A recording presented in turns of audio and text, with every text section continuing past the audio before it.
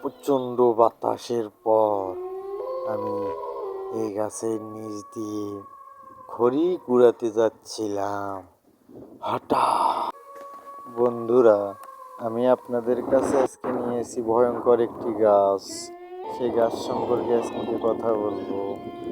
একদিন ভোর 4টার দিকে প্রচণ্ড বাতাসের পর আমি এই গাছের নিচ দিয়ে খড়ি কুড়াতে যাচ্ছিলাম।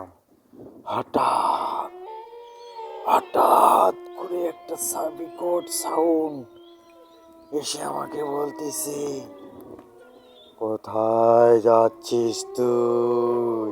তখন আমি ভীষণ ভয় পেয়ে যাই। তখন ঠিক আমার অবস্থা এরকম হয়ে যায়। তারপর আমি কোনো রকমভাবে ওখান থেকে চলে আসি।